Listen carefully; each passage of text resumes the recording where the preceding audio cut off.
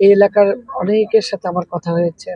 বাচ্চাগুলোর শরীরে যে ধরনের র্যাশ, তারপর তাদের স্কিনে যে সমস্যাগুলো দেখলাম, প্রতিটি ঘরেই রুগী আছে। তারা বললো যে আমাদের ঘরে ঘরে আমরা আজকে অসুস্থ হয়ে যাচ্ছি। আমরা এই জায়গা থেকে যাওয়ার পরে আমরা নিজেরাও বসেছি।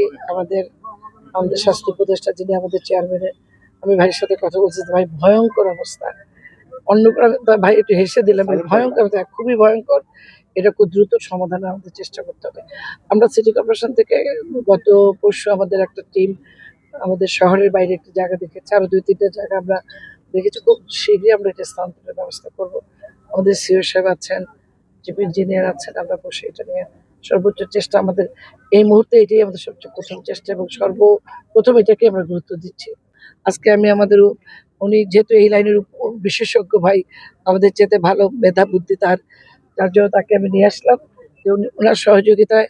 কারণ বরিশালের সন্তান আমাদের জিয়া ভাই, আমরা সবাই মিলে বরিশালটাকে একটি পরিচ্ছন্ন বরিশাল করতে চাই, একটা সুন্দর নগর উপহার দিতে চাই। তাতে যাকে এই বরিশালের সব পর্যায়ে যারা বিশেষজ্ঞ, যাদের যেখানে যতটুকু ক্ষমতা শক্তি আছে, সবাইকে নিয়ে বরিশালে কাজ করতে চাই। সেদিন একজন বাবা বলছিল যে এত পরিবেশের এত, এখানের পরিবেশ এত খারাপ, আমার মেয়ে বিয়ে দেওয়ার সময় যদি কোনো আলোচনা হয় তাহলে ছেলে পক্ষরা আর মেয়ে দেখতে আসে না। তো এটা একটা দুঃখজনক ঘটনা। আসলে আমি মনে করি আমরা যেভাবে এটা নিই, এই জায়গাটাকে আমরা সব সব সমস্যার সমাধান করে আমরা বাস উপযোগী একটা 3 নম্বর ওয়ার্ড করতে চাই। এই ময়লার বাগানের পরিবর্তে এমন কিছু এখানে তৈরি হোক যেটা দেখতে মানুষ একটা দৃষ্টিনন্দন কিছু আসুক, যাতে শত শত মানুষ আসবে এবং বলবে যে এত সুন্দর জায়গার পাশে এই মেয়েটার বাসা, এই মেয়েকে ঘরে বউ করে নিয়ে যাবো।